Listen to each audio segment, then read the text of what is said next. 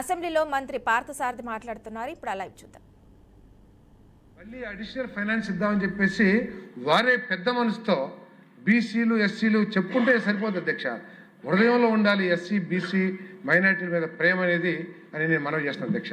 వారు అప్పటికప్పుడు ప్రపోజల్ పంపించండి, గతంలో ఏ విధంగా అయితే ఇచ్చామో అదే విధంగా ఇద్దామని చెప్పేసి ఇచ్చేసారు అధ్యక్ష. మా డిపార్ట్మెంట్ నుంచి అంతకుముందు ఎస్సీ ఎస్టీ పీజీటీవీస్కి మాత్రం ఇచ్చాం అధ్యక్ష.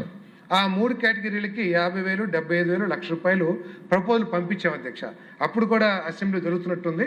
సీఎం గారి ముఖ్యమంత్రి గారి ఛాంబర్లోనే క్యాబినెట్ మీటింగ్ జరిగింది, అందరం కూడా మంత్రులు ఉన్నాం. ఆ రిపోర్ట్ చూసి అవును ఎస్సీ ఎస్టీలకి ఇచ్చారు, బీసీలకి ఎందుకు ఇవ్వలేదు అని చెప్పేసి అడిగారు అధ్యక్ష.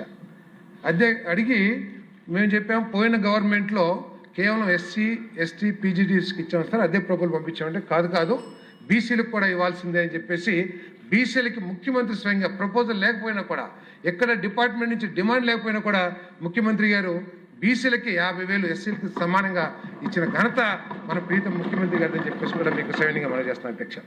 అదేవిధంగా మళ్ళీ రాయచోటిలో 3 లక్షల ఇల్లు ప్రారంభం సమావేశం అధ్యక్ష. పెద్ద ఎత్తున వచ్చారు. ఆ రోజు గృహాలని ఓపెన్ చేశారు. ఆ రోజు మీటింగ్ జరుగుతూ ఉంటే ప్రసాద్ అని చెప్పేసి పిలిచి చెప్పారు, సారథి మనం మైనార్టీస్కి ఇవ్వలేదు కదా అని అన్నారు. ఇవ్వలేదు సార్ అన్నాం. ఇస్తే బాగుంటుంది కదా అన్నారు. సార్ తమరు దయసార్ అని చెప్పి వెంటనే వారి మీటింగ్లో మైనార్టీస్కి కూడా 50,000 ఇచ్చిన ఘనత ఈ తెలుగుదేశం పార్టీ అని చెప్పేసి అందరికీ సైన్యంగా మనం చేస్తున్నాం అధ్యక్ష. ఇంకా తప్పుకోకుండా ఏదైతే సభ్యులు చెప్పారో వాటన్నిటినీ పరిగణలోకి తీసుకుని ఆ ఇళ్ల స్థలాల సమస్య తీర్చడానికి, ఏదైతే ఇల్లును పూర్తి చేయాలని చెప్పారు ఆ ఇల్లును పూర్తి చేయడానికి, అదేవిధంగా కొత్తగా చాలామంది ఆదుర్దాపడుతున్నారు. మనం వచ్చి 1.5 సంవత్సరం అయ్యింది కానీ మనం ఇంకా ఒక ఇల్లు కూడా ఇవ్వలేదు, చాలా గొడవగా ఉంది అధ్యక్ష. కాకపోతే ఇదేంటంటే దీంట్లో పూర్తిగా కేంద్ర ప్రభుత్వం శాంక్షన్స్ ద్వారానే మనం ఇళ్ల నిర్మాణం చేస్తున్నాం కాబట్టి వారు ఇచ్చే వరకు కూడా మనం వేచి ఉండాల్సిన అవసరం ఉందని చెప్పేసి మనం చేస్తున్నాను. మరి 3వ తారీఖు దాకా వెరిఫై చేసిన లిస్టులన్నీ కూడా పంపించమని చెప్పేసి కేంద్ర ప్రభుత్వం టైం ఎక్స్టెండ్ చేసింది. బహుశా ఈ నెల అంటే మార్చి నెలాఖరికి కానీ ఏప్రిల్ కానీ శాంక్షన్ చేస్తారు. 10.42 లక్షల క్యాప్చర్ అయినాయి యాప్ ద్వారా. దాంట్లో 6 లక్షల వరకు సుమారు అర్హత ఉంటుందని చెప్పేసి భావిస్తున్నాం. ఆ 6 లక్షలు కూడా తప్పకుండా ప్రతి శాసనసభ్యుడికి ఆ శాంక్షన్లో కాన్స్టిట్యున్సీ వైజ్ మేము వారికి తెలియజేస్తామని చెప్పేసి కూడా నేను మనవి చేస్తా ఉన్నాను. కొంతమంది గౌరవ శాసనసభ్యులు గతంలో ఇన్ఛార్జ్ మినిస్టర్ ద్వారా, అదేవిధంగా స్థానిక శాసనసభ్యులు 500 ఇళ్ళు 1000 ఇళ్ళు ఇచ్చే ఫెసిలిటీ ఉండేది అధ్యక్ష. నేను గౌరవ ముఖ్యమంత్రి గారికి కూడా సబ్మిట్ చేసి, ఎందుకంటే ఈ స్కీమ్లో 40% ఫండ్స్ రాష్ట్రం నుంచి చేస్తున్నాయి కాబట్టి మరి ఎమ్మెల్యేలు కాన్స్టిట్యున్సీకి వెళ్ళినప్పుడు మంత్రులు వెళ్ళినప్పుడు ఇవ్వడానికి అవకాశం ఉంటుంది కాబట్టి ముఖ్యమంత్రి గారిని రిక్వెస్ట్ చేసి కేంద్ర ప్రభుత్వాన్ని కూడా రిక్వెస్ట్ చేస్తానని చెప్పేసి మనం చేస్తాం. మరి ఈ 6,357 కోట్లు 30,97,000 శాంక్షన్ చేయాలని చెప్పేసి కోరుకుంటూ సెలవు తీసుకోండి అధ్యక్ష. గౌరవ ముఖ్యమంత్రి అధ్యక్ష,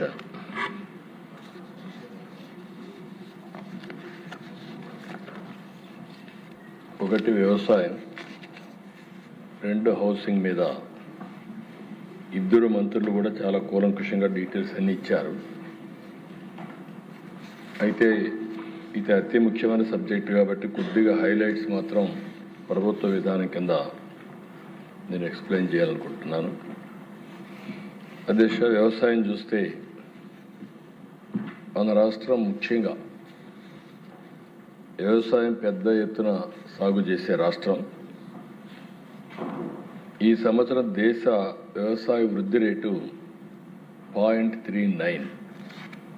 అదే మన రాష్ట్రానికి వస్తే 7.83% వృద్ధి రేటు వచ్చేది నమోదైంది. ఇంకొక పక్కన అధ్యక్ష, మన జనాభా రఫ్గా 4.2%. ఇండస్ట్రీ కానీ సర్వీస్ సెక్టర్ కానీ దానికంటే తక్కువే ఉన్నాం. కానీ వ్యవసాయంలో మాత్రం నేషనల్ జీడిపిలో 10% కాంట్రిబ్యూట్ చేసే ఏకైక రాష్ట్రం, అంటే మోర్ దెన్ డబల్. ఇది చూసినప్పుడు అధ్యక్ష, మనం వ్యవసాయాన్ని గడిచిన 5 సంవత్సరాల్లో అన్ని విధాలా నష్టపోయాం, చాలా ఇబ్బందులు పడ్డాం. అందుకే స్వర్ణాంధ్ర 10 సూత్రాల్లో అగ్రిటెక్ ఒక ప్రిన్సిపల్, ఒక సూత్రం. ఇంకొక పక్క రైతన్నకి ఫర్దర్గా ముందు తీసుకుపోవడం కోసం పంచసూత్రాలు పెట్టుకున్నాం. ఒకటి నీటి భద్రత. ఇప్పుడే మంత్రి గారు చెప్పారు, డిమాండ్ ఆధారిత పంటలు. ఏదో మనం పండించడం కాకుండా ఆహారపు అలవాట్లు మారినప్పుడు వాళ్ళకు అవసరం మేరకు మనం పంటలు పండించే పరిస్థితి రావాలి. టెక్నాలజీ ఆల్ వాక్స్ ఆఫ్ లైఫ్లో వచ్చింది కాబట్టి అగ్రికల్చర్ మొత్తం టెక్నాలజీ అంతా ఉపయోగించాలి. ఫుడ్ ప్రాసెసింగ్ పోకపోతే, వ్యవసాయ ఆధార పరిశ్రమలు లేకపోతే రాను రాను మనం పండించిన పంటలకి చాలా వరకు వేరియేషన్స్ వచ్చి చాలా నష్టపోయే పరిస్థితి వస్తుంది. అల్టిమేట్గా గవర్నమెంట్ ఎప్పుడు ప్రభుత్వ విధానాలు కానీ అదే మరిగా ఏదైనా క్రైసిస్ వచ్చినప్పుడు ఆదుకోవడం కానీ చేస్తూనే ఉండాలి. ప్రభుత్వ మద్దతు కూడా ఉండాలి. ఇలాంటి 5 ప్రిన్సిపల్స్ పెట్టుకున్నాం. రాష్ట్రంలో 22.5 లక్షల వ్యవసాయ పంప్ సెట్లు పనిచేస్తున్నాయి. ఇంకొక పక్కన దిశ ఈ సంవత్సరం కూడా 69,000 కనెక్షన్లు అదనంగా ఇచ్చాం. ఒక్క వ్యవసాయానికి మనం చూస్తే 13,722 కోట్ల రూపాయలు 26, 27కి ఒక్క కరెంటు మాత్రం ఉచితంగా ఇవ్వడానికి కేటాయించాం. మనం అందరం కూడా దేశ ఆరోగ్యం కూడా బాగుండాలంటే న్యూట్రిషియస్ ఫుడ్ తీసుకోవాలి. పంటలు కూడా బాగా రావాలంటే దానికి సాయిల్ హెల్త్ కూడా చూసుకోవాల్సిన అవసరం ఉంది. దీనికోసమే మైక్రో న్యూట్రియంట్స్ కూడా వెళ్ళి ఈ సంవత్సరం అయితే పెద్ద ఎత్తున దగ్గర ఒక 1,250 మెట్రిక్ టన్నులు మైక్రో న్యూట్రియంట్స్ కూడా సరఫరా చేశాం. అన్నదాత సుఖీభవ దిశ కొంతమంది మాట్లాడుతున్నారు. 20,000 రూపాయలు ఇస్తామని ఎన్డీఏ చెప్పాం. 3 ఇన్స్టాల్మెంట్స్ కేంద్ర సమానంగా రాష్ట్ర వాటా కింద 14,000, కేంద్ర వాటా కింద 6,000, మొత్తం 20,000 ఇస్తున్నాం. అయితే అధ్యక్ష ఎవరైతే విమర్శిస్తున్నారో వాళ్ళు చెప్పేది 7,500 రూపాయలు వాళ్ళు రైతులకు ఇస్తే ఈరోజు 14,000 రూపాయలు రాష్ట్ర ప్రభుత్వం అంటే 2 ఇస్తున్నామని చెప్పి కూడా నేను మీకు తెలియజేస్తున్నా. ఆ రోజు ఒక్క రైతుకి డబ్బులు ఇస్తున్నామని చెప్పి మిగిలినటన్నీ కట్ చేశారు. అంటే వ్యవసాయాన్ని పూర్తిగా నిర్వీర్యం చేసే పరిస్థితికి వచ్చారు. ఈరోజు మనం నిన్న కూడా మినిస్టర్ గారు వీళ్ళందరూ మాట్లాడారు, మీరు చూశారు. 47 లక్షల మందికి ఇన్పుట్ సబ్సిడీ 310 కోట్లు ఇచ్చాం. ధాన్యం కొనుగోలు దిశ రికార్డు స్థాయిలో 24 గంటల్లో వాళ్ళ అకౌంట్లో వేసాం 10,876.